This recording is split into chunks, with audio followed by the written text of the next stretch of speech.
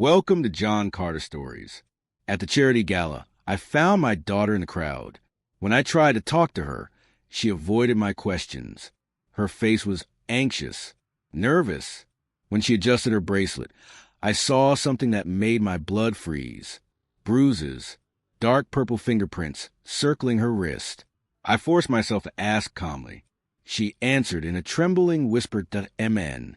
My husband did this." The district attorney. My son-in-law. I didn't yell. I didn't panic. I held her hand, drove her somewhere safe, made calls. Exactly 72 hours later, my son-in-law's empire began to crumble. Because a federal prosecutor doesn't get mad, I gather evidence. Before we go any further, please subscribe and like this video and listen to my story till the end. And let me know which city you're listening from. That way, I can see how far my story has traveled. Trust me, you need to hear how this ends. Thank you for staying with the story. If you're still here, drop a comment. And just a quick note, this story includes some dramatized elements added to enhance reflection and understanding. Any similarity to real names or places is purely coincidental, but the message behind it is worth hearing. I never believed in fate until the night I saw my daughter's eyes at the Justice for Children Gala. Not the eyes I remembered. Bright, fierce, challenging the world to keep up. These eyes were hollow, haunted, the eyes of someone who'd already given up inside, but whose body hadn't caught up yet. The Grand Riverside Hotel's ballroom was exactly the kind of place I'd avoided since Margaret died. Too many people who want to talk about the old days when I was putting away crime bosses. Too many reminders that I used to matter in Boston. But the Bar Association had insisted. Lifetime Achievement Award. My attendance apparently wasn't optional. 8 months since Margaret passed. 8 months, and I still reach my phone to call her. Dad. Elena's voice cut through the crowd. My daughter. Yale Law. Partner track at one of Boston's top firms. 28 years of making me proud. But something was wrong. I've spent 35 years reading people. Witnesses who lied. Defendants who thought they could outsmart me. You learn to see the tells. The body language that screams what words try to hide. Elena wore a black dress with long sleeves. Unusual for the overheated ballroom. October in Boston could be unpredictable, but tonight most women had abandoned their wraps. Yet my daughter stood before me, covered from wrist to neck. A silk scarf that seemed more strategic than decorative. Sweetheart. I pulled her into a hug. She stiffened. Elena, who used to tackle hug me. Elena, who'd cried on my shoulder through heartbreaks. Elena, who danced with me at her law school graduation. My daughter had just flinched at her father's embrace. You look beautiful, I said carefully, studying her face. Professional makeup, expertly applied. But underneath, I saw shadows. Weight loss. The careful way she held herself, like moving hurt. Thanks. Her smile didn't reach her eyes. Nathan's networking. He's always networking. The bitterness in those words. Nathan Sterling. My son-in-law. District attorney. Rising star. The kind of man who looked perfect on paper. Harvard law. Impeccable record. Family connections going back generations. The kind of man I'd learned in 3 decades prosecuting criminals to distrust on instinct. Can we go outside? Elena glanced around nervously. I need air. The terrace was empty. October wind carried the bite of coming winter.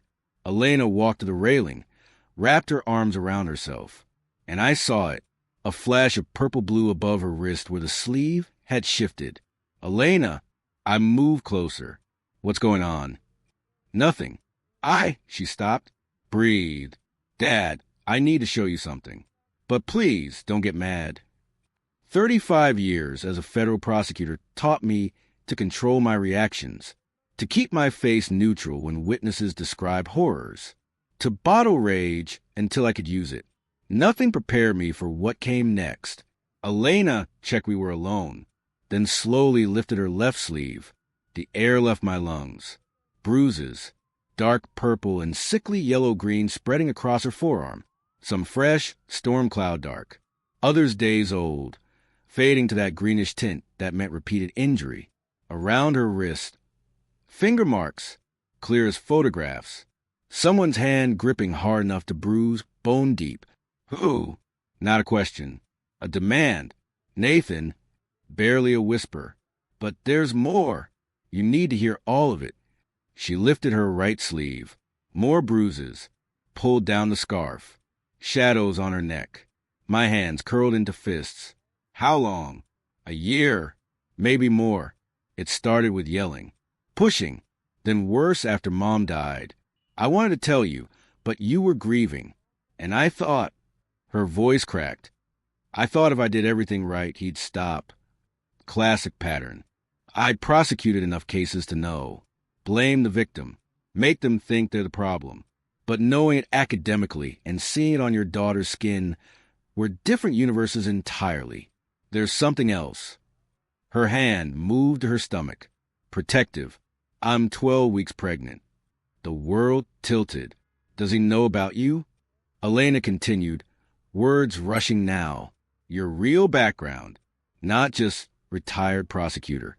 The organized crime cases, the Corelli family, the Dominguez cartel, all your connections, FBI, DOJ, federal judges. He researched you 3 months ago. Ice water down my spine. Why? He wants to use them. Use you. He's running for attorney general next year. He thinks with your reputation backing him, he's unstoppable. She stopped, breath hitching. 2 weeks ago, he told me that if I tell you anything, if I try to leave, he'll hurt me, hurt the baby. Then he'll come to you, tell you that either you help his campaign or I pay the price. He said you have to watch your daughter suffer, knowing you could stop it. That's how he'd control you. 35 years facing killers, mobsters, cartel hitmen. I'd never felt rage like this. Dad. Elena's voice pulled me back. Please, say something. I looked at my daughter. 28 years ago, I'd held her in the hospital and promised Margaret I'd protect her. Always. I'd failed, but I wouldn't fail again. Does he know you're with me right now? He's inside, meeting with the mayor. He'll notice soon. Then we don't have much time. I pulled out my phone. Listen carefully. Starting tomorrow, things change. Nathan thinks he knows who he's dealing with. He thinks his DA badge makes him untouchable. I pulled up a contact and used for 5 years. He's about to learn something. I continued. I didn't take down criminal enterprises by playing nice. I played their game better. And Nathan just made the worst mistake of his life. What are you going to do? Whatever it takes. I heard the terrace door open. Footsteps. First, you go back inside. Act normal. Can you do that? Elena nodded, wiping her eyes. How long? As long as it takes to destroy him. I touched her cheek gently. I'm getting you out. You and that baby. I promise. There you are. Nathan's voice. Smooth. Charming. Been looking everywhere, honey. I turned. Nathan Sterling in an expensive suit. Campaign poster smile. He moved to Elena's side, hand sliding possessively across her lower back. She stiffened. Most people wouldn't notice. I did. Victor. Nathan's smile widened. Great speech tonight. Really inspiring. Justice prevailing and all that. Emphasis on those last words. He knew. I knew. Justice always prevails. I said evenly. Sometimes it just takes time. Indeed.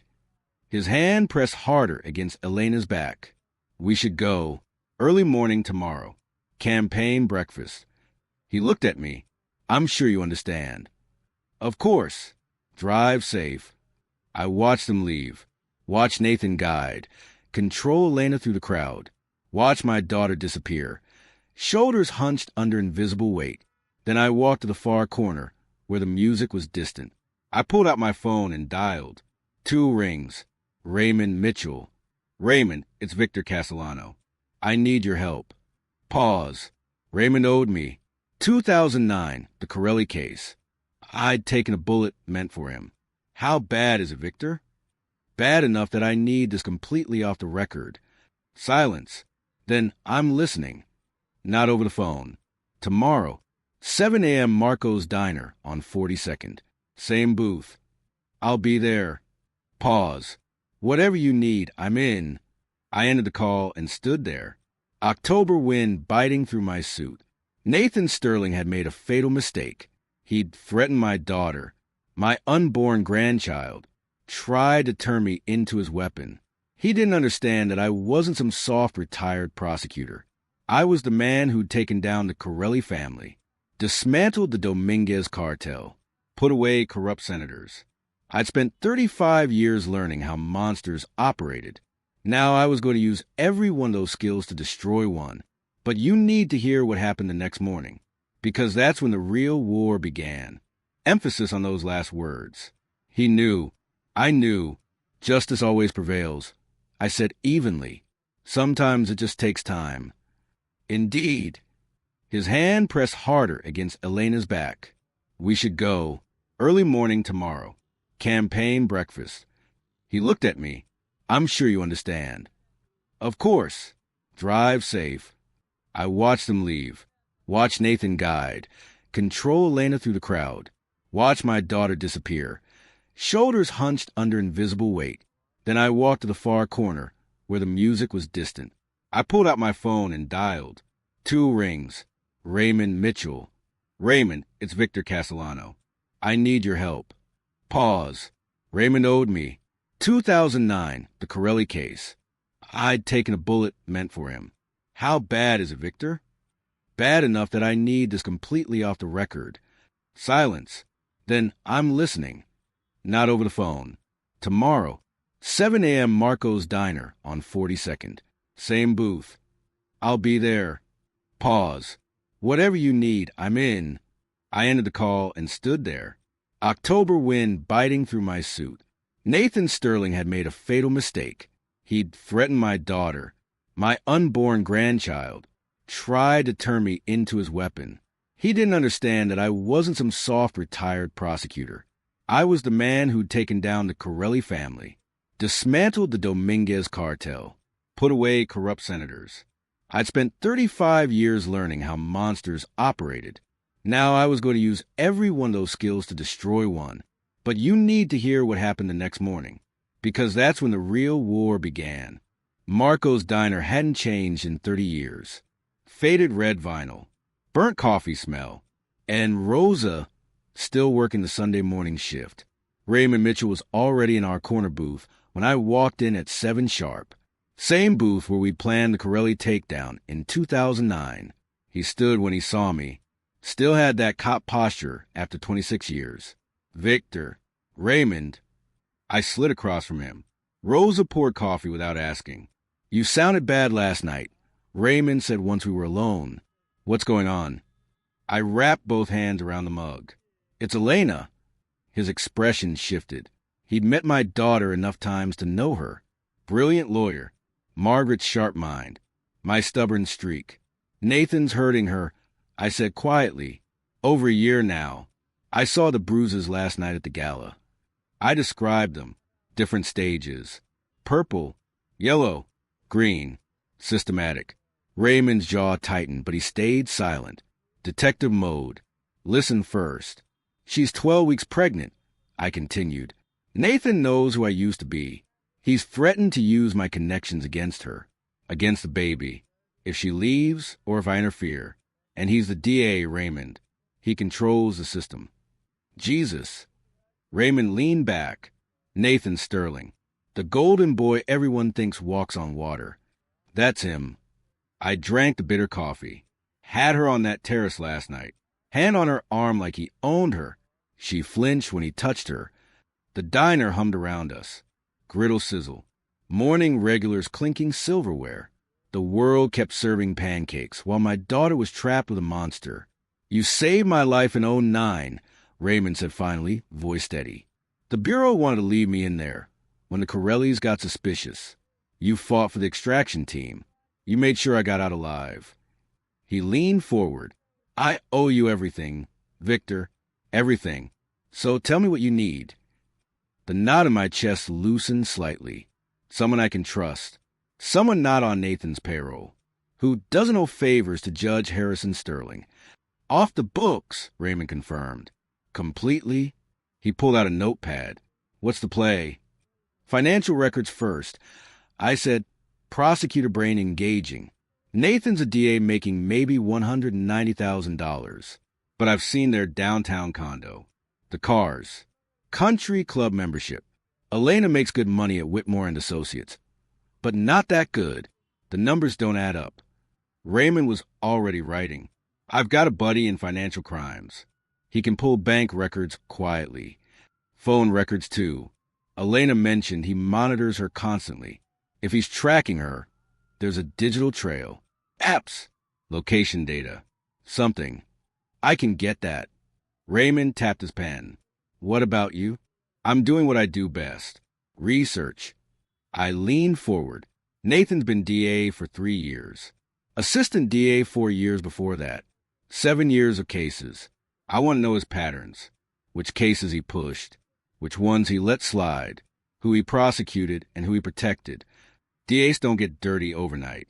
If he's corrupt, there'll be breadcrumbs. Looking for leverage, Raymond said, looking for the truth. And when I find it, I'm burying him so deep he'll never see daylight. Raymond nodded slowly. This is going to get ugly. Nathan won't roll over. And his father, Judge Harrison, that man has real power. I know. My voice came out hard. But he's hurting my pregnant daughter. I don't care how powerful they think they are. The guilt hit then, sharp and sudden. How many signs had I missed? How many canceled lunches had I written off as Elena being busy? How many excuses about Nathan needing her for events had I just accepted? Margaret would have seen it. She'd always been better at reading people, at sensing when something was wrong. But Margaret had been gone 8 months, and I'd been so buried in grief that I failed to notice my daughter drowning. Hey! Raymond's voice cut through. Don't do that. These guys are good at hiding it. They make everyone think the victims are the problem. I nodded, but the weight stayed. I should call her, I said suddenly, reaching for my phone, just to check. Raymond's hand stopped me. Victor, if Nathan's monitoring her phone. I don't care. I pulled up Elena's number. It rang 4 times. 5, 6. Then a voice answered. But not Elena's. Victor. Nathan's voice was smooth. Courtroom pleasant. Calling kind of early on a Sunday, aren't you? My hand tightened. I was calling my daughter. Elena's resting. A pointed pause. Pregnancy is exhausting. First trimester especially. We certainly wouldn't want anything to complicate things. The threat wrapped in concern, delivered with an invisible smile. Let me talk to her. Now. She's sleeping, Victor. I'm sure you understand. Family is everything, right? We all want what's best for the baby. Another pause. I'm glad we talked last night at the Gala. Good to know where we all stand. The line went dead. I sat there, phone pressed in my ear, rage and fear roaring in my chest. Across from me, Raymond's expression had gone cold and professional. He knows. I said quietly, setting the phone down carefully. Nathan knows that I know, and he's tightening the circle. Then we move faster, Raymond said, already standing and dropping cash on the table. I'll start pulling record today. You dig into his cases. We find a crack in his armor, and we blow it wide open. I stood too, every muscle coiled tight. Nathan had just declared war. He thought he could control this because he controlled the system. He'd forgotten one crucial detail. I'd spent 35 years destroying men who thought they were untouchable, and I was about to do it again. Are you still with me? Because what I discovered in those case files, it was worse than I ever imagined. Stay tuned. Monday morning found me in the Boston University Law Library, surrounded by 7 years of Nathan Sterling's career in neat digital files. 35 years as a prosecutor had taught me one immutable truth. Everyone leaves traces. The question was never if you'd find them. It was whether you knew where to look. Nathan's record was impressive on the surface. 94% conviction rate as district attorney, highest in Massachusetts. The kind of numbers that got you profiles in legal journals and speculation about gubernatorial runs. But I didn't look at the surface. I looked at the cracks underneath. I started with the dismissed cases. Every DA has a few. Witnesses who disappear. Evidence that falls apart. Deals cut at the last minute. It's the nature of the work. But Nathan had a pattern, and patterns tell stories. In the past 3 years, 17 cases involving wealthy defendants have been dismissed after initial indictments. 17, all quietly, most with sealed records. A real estate developer accused of fraud. A hedge fund manager charged with embezzlement. A pharmaceutical executive facing kickback allegations. I pulled up the case files, cross-referenced the defense attorneys, different firms, different strategies. But one commonality: every defendant had significant financial resources, and every case had been dismissed within weeks of Nathan's office receiving, according to the public dockets, new evidence that undermined the integrity of the prosecution. New evidence. That was the phrase he used every single time. My phone buzzed. Raymond, financial report attached. You're going to want to see this. I opened the file. Bank records are Nathan and Elena's joint accounts, plus Nathan's personal accounts going back 5 years. Raymond's buddy in financial crimes had come through. The deposits jumped out immediately. $60,000 here, $90,000 there, $140,000 in March, $220,000 last October, all labeled as consulting fees or speaking honorariums, but with no corresponding tax documentation that Raymond could find. Over 3 years, Nathan had deposited nearly $1.6 million in unexplained income. A DA making $190,000 a year doesn't pull in $1.6 million in side money without someone noticing, unless that someone is very good at hiding it, or unless the people who should notice are looking the other way. I sat back, pieces clicking into place.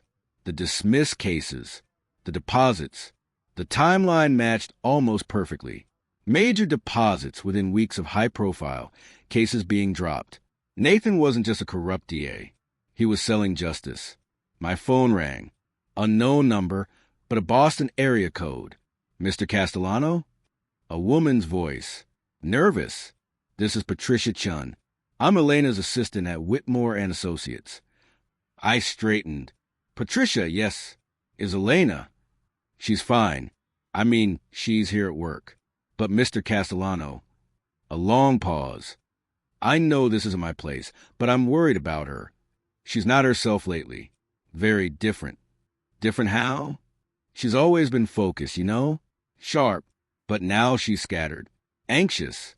She canceled 3 client meetings last week. Won't take lunch breaks. And she wears long sleeves every day, even when it's warm in the office. Patricia's voice dropped lower. Her husband calls constantly, like every hour. And when she sees his name on the screen, she gets this look, like she's afraid. I finished quietly. Yes. Relief flooded her voice that I understood. I thought maybe I was imagining it. But Mr. Castellano, is she okay? No, she's not. But I couldn't say that to her assistant. I appreciate you calling, Patricia. Keep an eye on her for me. Of course. After we hung up, I stared at my laptop screen without seeing it. Scattered, anxious, constant phone calls. The isolation was getting tighter. Nathan was making sure Elena had no space to breathe, no moment to think, without his control pressing down on her. I needed to see her, just to look at her face, to know she was still fighting. The cafe near her office building was busy at 4:30. The late afternoon crowd grabbing coffee before the commute home. I sat at a corner table with a clear view of the entrance, waiting. She appeared at 4:47, moving through the crowd with her head down, long sleeves despite the mild October weather, sunglasses even though she was indoors. Her hand rested protectively over her stomach, a gesture so automatic she probably didn't realize she was doing it. My daughter, hiding in plain sight. I didn't approach. Couldn't risk Nathan's surveillance catching us together. But our eyes met across the crowded cafe for just a moment. Recognition flashed in her face. Then fear. She shook her head. A tiny movement, barely perceptible. A warning. I followed her gaze to the window. Nathan's black Audi was parked across the street, engine running. I couldn't see through the tinted windows, but I didn't need to. He was watching, waiting, making sure she went exactly where she was supposed to go and nowhere else. Elena grabbed her coffee and left without looking back. I sat there for another 20 minutes, rage simmering under my skin. He had her on a leash, electronic monitoring, constant calls, physical surveillance. She couldn't move without him knowing, couldn't breathe without his permission, and she was 12 weeks pregnant with his child, which he was using as leverage to keep her trapped. My phone buzzed with a text from Raymond as I walked back to my car. Got a name for you. Vanessa Beaumont, high-end political fundraiser. Attached photo from this morning. I opened the image. Nathan in an expensive suit entering a luxury high-rise on Beacon Hill. The kind of building with doormen and private elevators and monthly HOA fees that cost more than most people's mortgages. Not the kind of place a DA visits in the middle of a workday unless he's got a very good reason. I pulled up Vanessa Beaumont's profile on my phone. 39. Beautiful. Divorced. CEO of Beaumont Consulting, a firm that specializes in connecting wealthy donors with political candidates. Her client list read, like a who's who of Massachusetts power brokers. And according to her social media, she'd been at the same Justice for Children Gala on Saturday night, where I confronted Nathan. The pieces were coming together now, forming a picture I could finally see clearly. Nathan wasn't just corrupt. He had a partner. Someone with access to money, power, and connections. Someone who could funnel his illegal income through legitimate-looking consulting fees. Someone who benefited from having a DA in her pocket. Vanessa Beaumont, the mistress, the money launderer, the co-conspirator. And I was going to use every single piece against him. What I discovered about Vanessa would blow this case wide open. But first, I had to make sure Elena stayed safe. Wednesday morning found me parked across from a Beacon Hill high-rise with a clear view of the penthouse level. 35 years prosecuting organized crime had taught me the basics of surveillance. Patience, a good thermos of coffee, and the ability to disappear in plain sight. Vanessa Beaumont lived on the 24th floor.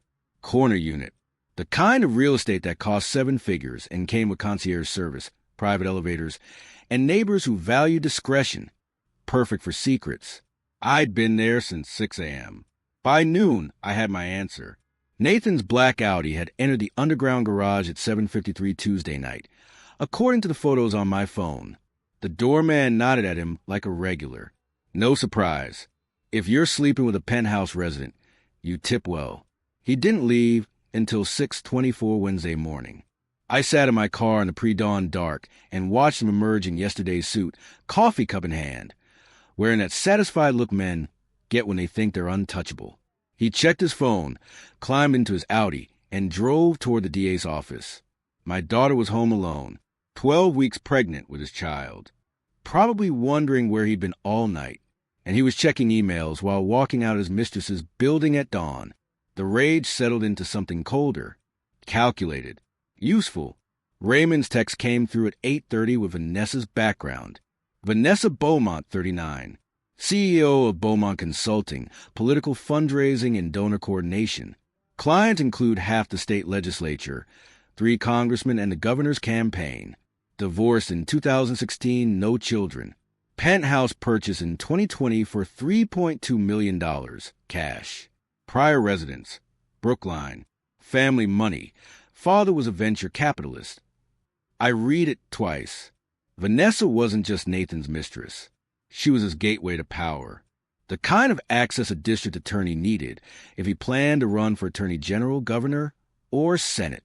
She had money, influence, and relationships that could elevate or destroy careers. According to Raymond's financial review, she'd been laundering Nathan's illegal income through her firm as advisory fees. She wasn't naive. She wasn't manipulated. She was complicit. That made her leverage. At 12:45, Vanessa exited the building. In person, she looked different than the woman in Nathan's curated social photos. Tailored black suit, designer handbag, sunglasses that probably cost more than my first car. She moved with the confidence of someone who'd never been denied anything. I followed her 3 blocks to Menton, where entrees started at $60 and the wine list needed explanation. She met 3 men at a corner table. One was a state senator. Another was a real estate developer whose fraud charges had vanished 6 months earlier. Campaign donors, fundraisers, power brokers. I watched for 40 minutes. Vanessa smiled, laughed, ordered wine. The senator leaned in close. Promises were exchanged in that invisible currency, where favors get logged and debts remembered. This was her ecosystem. Elegant rooms, powerful men, corruption dressed as networking. She brought Nathan into it, and she'd made herself vulnerable because people like Vanessa, people who've never faced consequences, don't know how to respond when the game flips. My phone rang Thursday afternoon. Unknown number. Mr. Castellano? A young woman said, voice strained. This is Ashley Monroe. I'm a friend of Elena's. We went to law school together. I remembered her. A bridesmaid, a lifetime ago. I'm worried about her, Ashley said quickly. She's cut me off. We used to meet every Tuesday. She's canceled 6 times. When I last saw her, her phone rang and the look on her face. What kind of look? Terror. Just for a second. Then she went cold. Formal. Said she had to leave. Her hands were shaking. 3 weeks ago, around when Nathan would have learned about the pregnancy. Has she mentioned Nathan? I asked. No. She avoids his name. It's like he erased her. Isolation. Control. The oldest playbook in domestic abuse. I'd prosecuted it for decades. Keep reaching out, I said, even if she doesn't answer. Is she in danger? Ashley asked. Yes. And time was running out. I'm handling it, I said. After the call, I stared at Vanessa Beaumont's address. Nathan had the badge, the office, the system. Vanessa had what he needed. Money, donors, a future. She was the weak link. I'd spent my career dismantling men who thought they were untouchable. Gang leaders, corrupt politicians, killers protected by money and fear. They all depended on someone who could be turned. Accountants, fixers, mistresses. Vanessa Beaumont was playing at power, hosting fundraisers, wearing confidence like armor, believing family money made her safe. She had no idea what real consequences felt like, but she was about to learn, because tomorrow morning, she was going to meet a man who had faced monsters and who had absolutely nothing left to lose. What happened when I confronted Vanessa changed everything. You won't believe what she told me. Thursday morning, 11 o'clock. Vanessa Beaumont opened her penthouse door in a cream silk robe, hair tousled, yesterday's makeup smudged under her eyes. She stared at me for 3 seconds before recognition hit. Mr. Castellano, this is unexpected. We need to talk. Curiosity won over caution. She stepped aside. Let me in. The penthouse was pure Beacon Hill luxury. Floor-to-ceiling windows overlooking Boston Harbor. White marble. Furniture that cost more than most people's cars. Wealth that didn't whisper. It stated. Vanessa poured coffee, buying time. Her hands were steady. She thought she could handle this. What brings you here? She asked, leaning against the counter. You're sleeping with my daughter's husband, laundering his bribe money through your consulting firm, and you're complicit in his abuse of a pregnant woman. The coffee cup paused halfway to her lips. Then she set it down carefully. Nathan told me about you, she said quietly. The legendary Victor Castellano. He was worried you figured out. He was right. She smiled. Cold, knife-edged. What do you want? The truth. Fine. Vanessa's composure returned. Yes, I'm having an affair with Nathan. Yes, I know about his financial arrangements. Yes, I know he has a complicated relationship with Elena. Complicated? My voice went flat. That's what you're calling domestic violence. She shrugged. Elena is an obstacle. Nathan has real ambitions. Attorney General, maybe governor. He needs the right partner. Someone who understands power. Not someone falling apart every time he raises his voice. White hot rage. Arctic cold control. And the baby? I asked quietly. After the baby is born, Things will be simpler. Vanessa chose her words carefully. Elena will have postpartum issues. Very common. Very understandable. Nathan gets custody. Elena needs long-term treatment. And Nathan moves on with his life. She was describing murder over coffee in a silk robe like it was a business merger. Here's what's going to happen. I said, Prosecutor calm. You're going to tell me everything. Every bribe Nathan took. Every case he threw. Every deposit you process. Vanessa laughed. Or what? Nathan is the district attorney. He controls investigations. Who will believe you? I'm not going to the police. Something in my tone killed her smile. I spent 35 years as a federal prosecutor. Organized crime division. I put away mob bosses, cartel leaders, corrupt politicians. I took a step closer.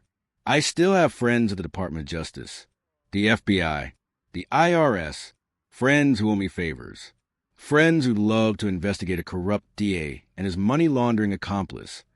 Vanessa's hand tightened on her cup. Option A, I continued. You give me everything you have on Nathan. Every text, email, recording, financial document. Enough evidence to bury him. Then you pack a bag and disappear. Change your name. Vanish. Maybe I don't make that phone call to the FBI. And option B, an untapped FBI raids his penthouse in your office. IRS freezes every account. Your client list gets subpoenaed. Every politician you've worked with suddenly can't remember your name. Your father's venture capital firm gets investigated for money laundering. And your face is on every news channel as Nathan Sterling's co-conspirator. The color drained from her face. You can't prove. I can prove the money laundering right now. I have both your bank records. I pulled out my phone, pressed a button. Vanessa's voice played back. After the baby is born, things will be simpler. Her eyes went wide. You're good at playing power games with donors, I said, but you've never faced real consequences in your entire privileged life. Vanessa's hand shook as she set down the coffee cup. I have everything, she whispered. Texts, emails, recordings.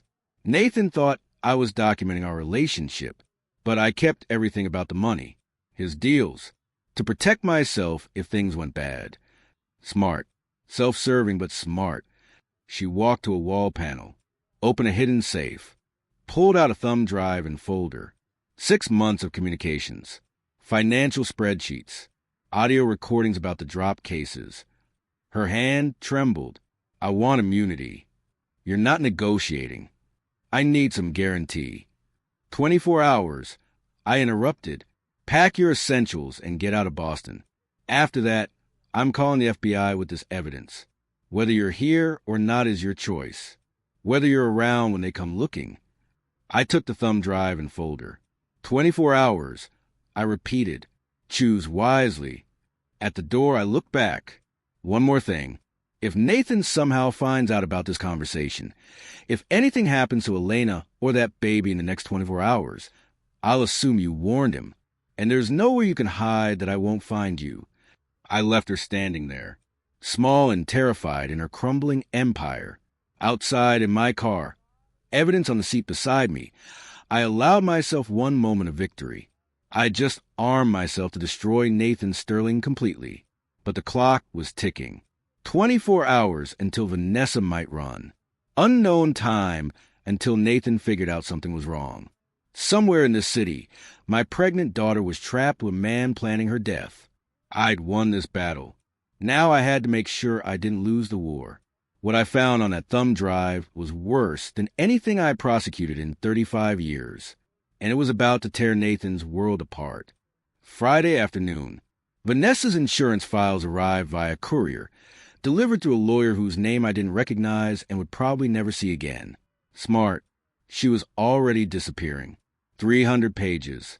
A thumb drive with 6 months of audio recordings, and enough evidence to destroy Nathan Sterling 10 times over. I spread it all across my home office desk and started reading. The text messages came first. Nathan and Vanessa discussing my daughter like she was a business problem to solve. Nathan, she's getting suspicious. Asked about the harbor account. Vanessa, handle it.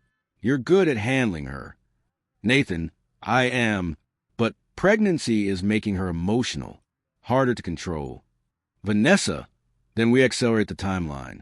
After the baby, the Elena problem resolves itself. I had to stop reading, put the papers down, breathe. They'd written it in texts.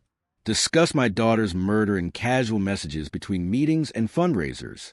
The Elena problem resolves itself. Like she was a scheduling conflict. The financial records were worse. $520,000 in documented bribes over 3 years. Defendants' names, case numbers, dismissal dates, corresponding deposits. Vanessa had kept meticulous spreadsheets. Every transaction logged. Every case tracked. 17 cases. 17 criminals who'd walked free because they'd paid Nathan to make charges disappear. Drug dealers. White-collar fraudsters. Violent offenders. All buying justice from a DA who was supposed to be protecting the public. And Vanessa had documented everything. Insurance against Nathan ever turning on her. The audio recording started at 11 p.m. I plugged in headphones. Hit play on the first file. Nathan's voice filled my ears. Smooth, confident. The same voice I'd heard at the Gala. You have to understand, Vanessa, control is everything. Elena thinks she has choices, but she doesn't. I monitor her phone, her location, her bank accounts. She can't move without me knowing. Can't talk to anyone I don't approve. The isolation's been perfect. Vanessa's laugh. You sound like you're describing a prisoner. I am. That's exactly what she is. And after the baby comes, it gets even easier. Postpartum depression is very convenient, very believable. No one questions when a new mother needs psychiatric care, especially when her husband is the district attorney trying so hard to help her. I ripped the headphones off, stood up so fast my chair crashed backward. He'd said it. Nathan had actually said it out loud.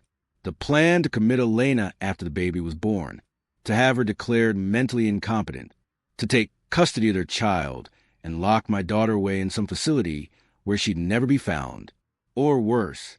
It was past midnight when I finally stopped reviewing evidence. The house was silent, except for the clock ticking on the wall. Margaret's clock. The one she'd insisted we buy for the kitchen. The one I'd moved to my office after she died, because I couldn't stand the empty kitchen without her.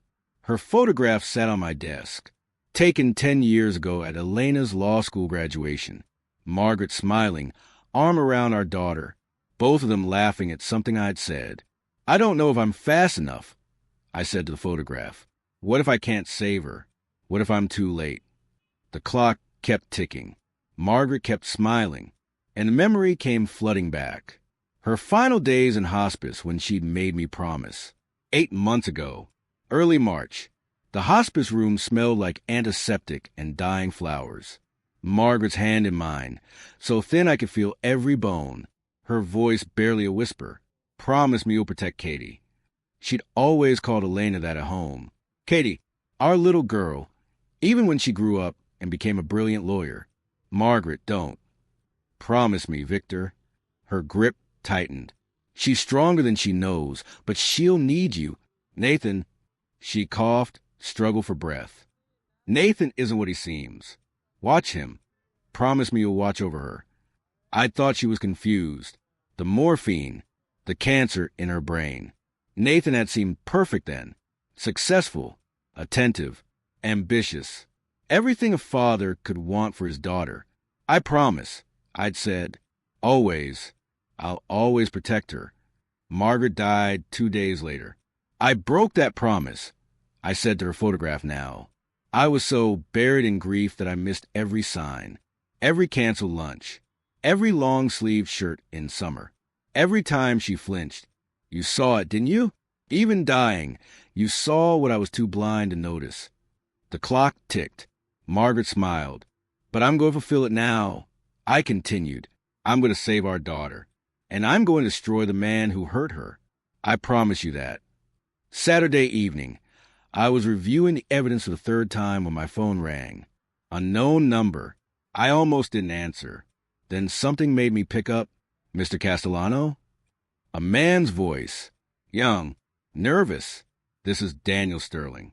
Nathan's younger brother. We need to talk. Every muscle in my body went rigid. How did you get this number? From Elena's file at my firm. Mr. Castellano, I know this sounds insane, but I need to meet with you. In person. Soon.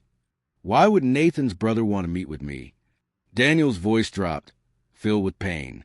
Because I saw Elena at our family dinner 2 weeks ago. I saw the bruises she tried to hide under long sleeves. I saw how she jumped when Nathan touched her arm. I saw the fear in her eyes when he told her it was time to leave. I said nothing. Waited. I'm a defense attorney, Daniel continued.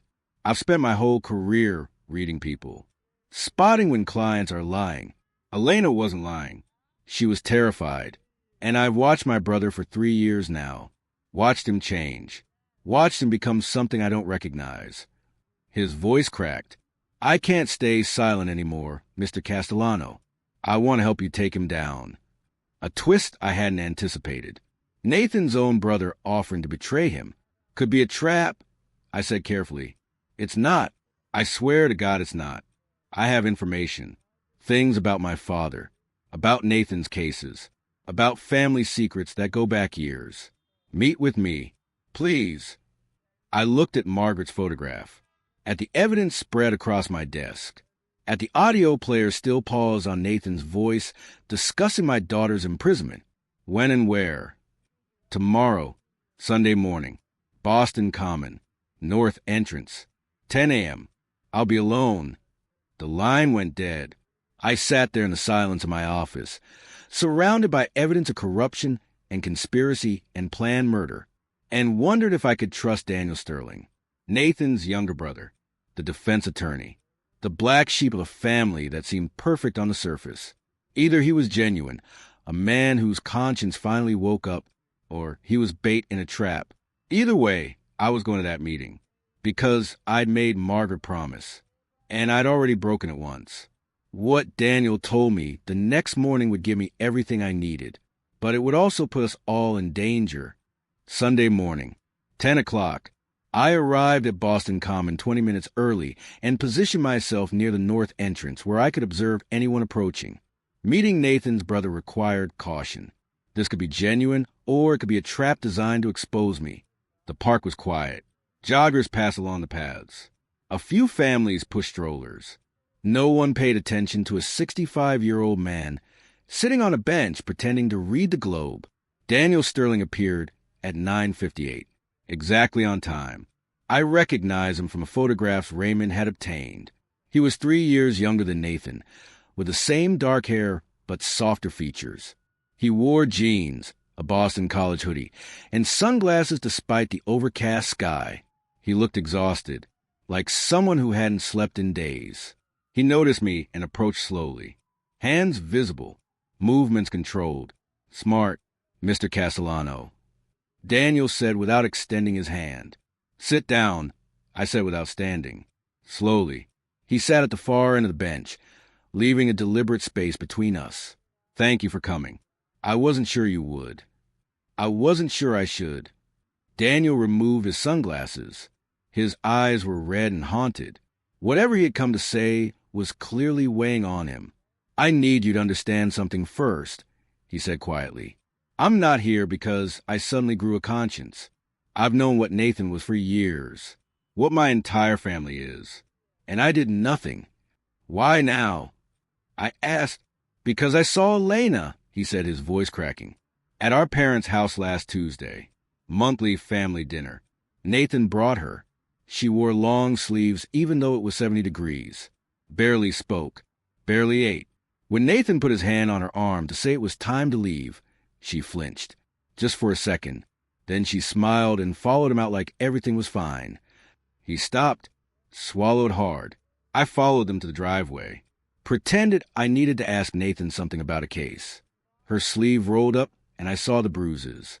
Purple, yellow, green, different stages. He looked at me. I'm a defense attorney.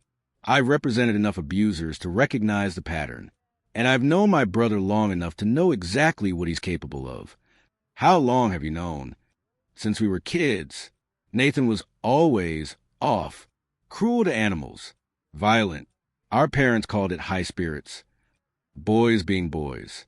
But he enjoyed hurting things. And when he got older, law school, second year, a girlfriend reported him to campus police for assault. My father made it disappear.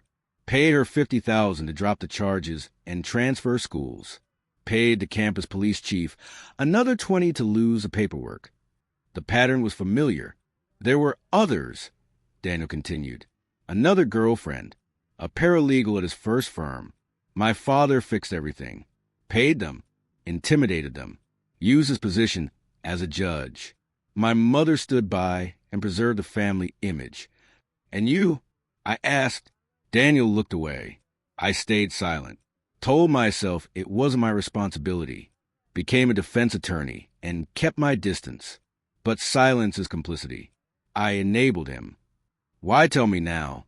Because Elena is pregnant. His voice trembled. 12 weeks. Nathan announced it at dinner, like a trophy. All I could think was, he's going to kill her. Maybe not directly. Maybe it'll look like suicide or an accident. But she won't survive him. He pulled a USB drive from his pocket and held it out. My father keeps records. Every bribe, every favor, every case he fixed. 30 years of corruption. He documents everything as insurance, including Nathan. I took the drive carefully. How did you get this? I copied it last night while they were at a charity gala. He doesn't know yet. Why should I trust you? I asked. You're his brother. Because I'm willing to testify, Daniel said, in open court, against my father and my brother.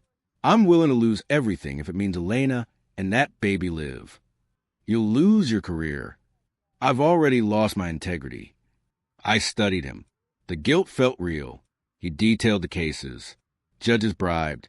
Evidence buried. Witnesses threatened. A network built over decades. It's all there, he said. Enough to take down Nathan and my father. I stood. Daniel followed. You'll testify under oath? I asked. Yes. There's no going back. I know. I shook his hand. Welcome to the right side. Thank you for letting me try. We walked away in opposite directions. An inside man, a Sterling betraying his own blood. Vanessa had given me evidence against Nathan. Daniel had given me evidence of an entire criminal enterprise. Together, we might finally save Elena and destroy the Sterling family for good. That evening, I drove to the cemetery. Something I hadn't done since Margaret's funeral 8 months ago. The Mount Auburn Cemetery was quiet at dusk. Autumn leaves scattered across paths between headstones. I found Margaret's grave by memory. 3rd row, under the oak tree she loved.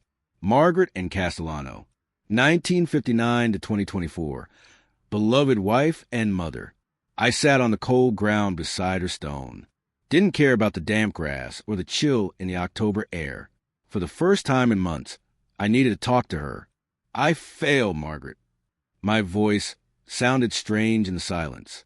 Our daughter is suffering, and I didn't know. I was so buried in losing you that I couldn't see she was drowning right in front of me. The wind moved through the oak branches. No answer, just the rustling of dying leaves.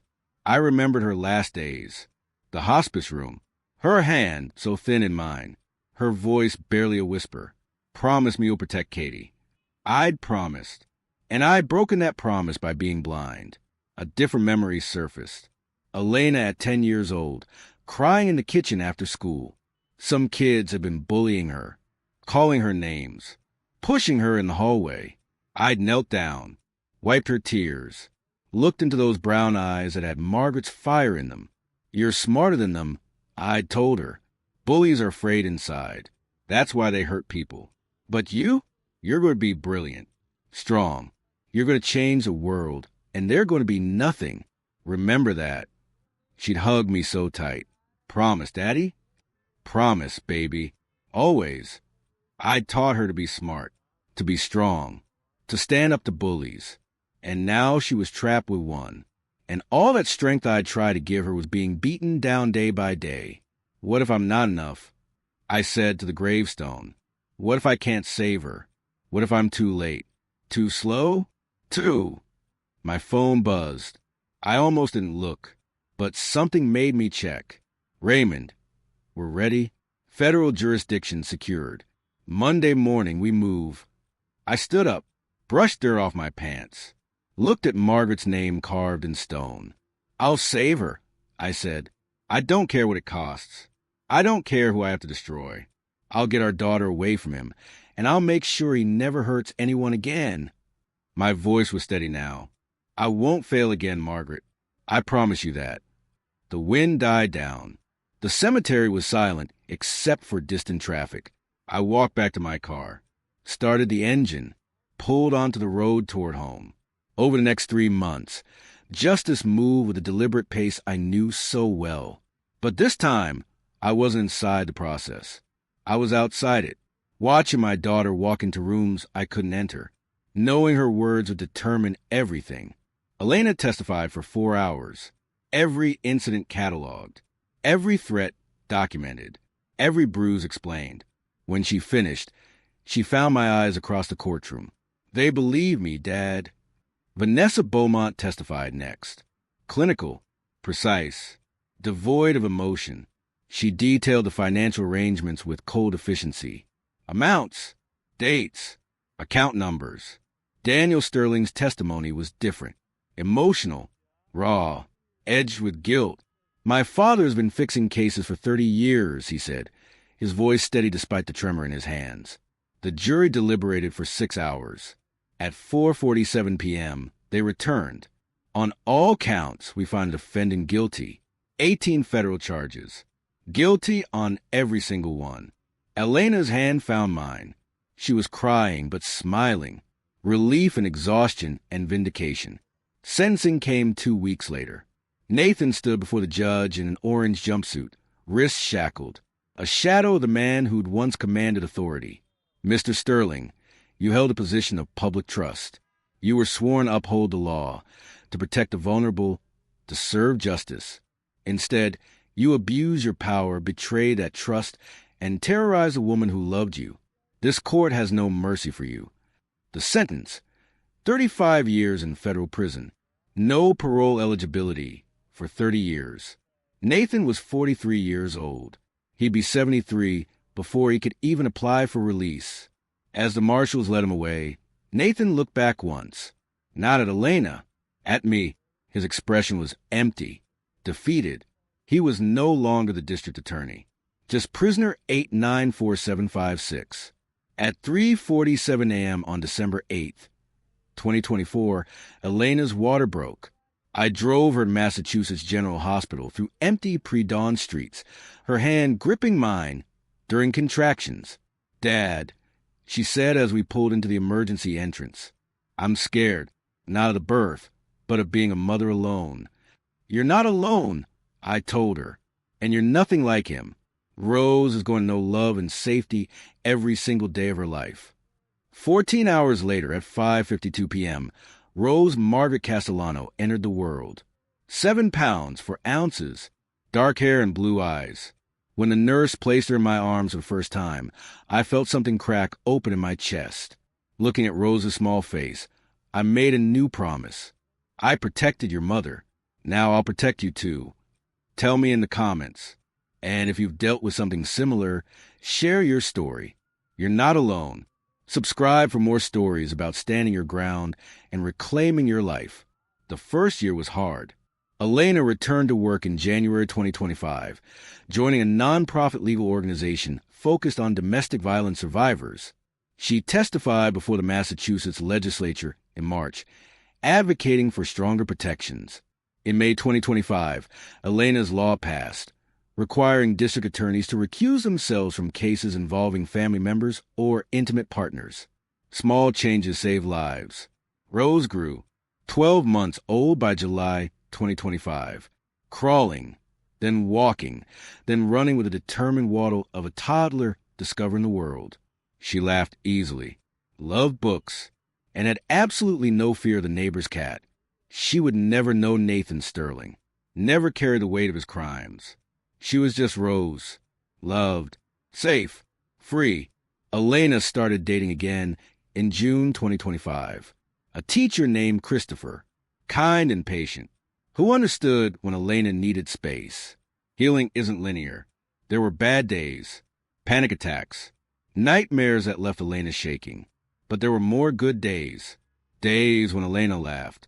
Days when Rose took her first steps. Days when the past felt distant.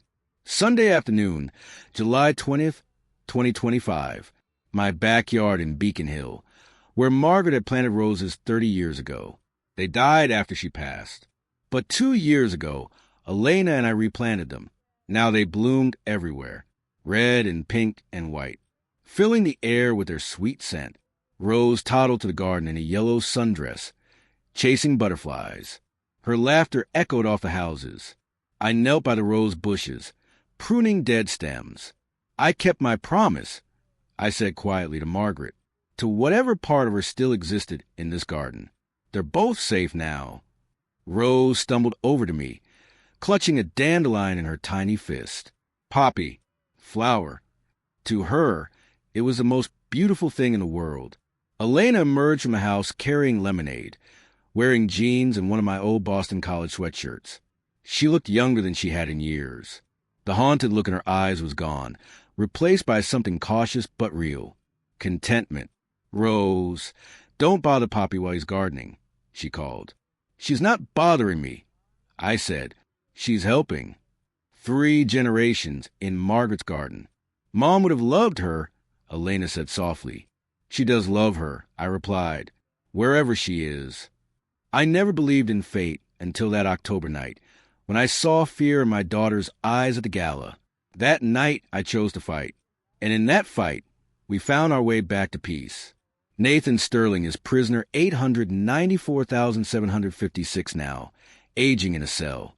But we're here in Margaret's garden, safe, healing, growing. Rose Margaret will grow up knowing only love and safety. That's Margaret's legacy. That's Elena's victory. That's our peace. The roses bloom. Rose laughs. And somewhere, I believe Margaret smiles. We made it home, my love.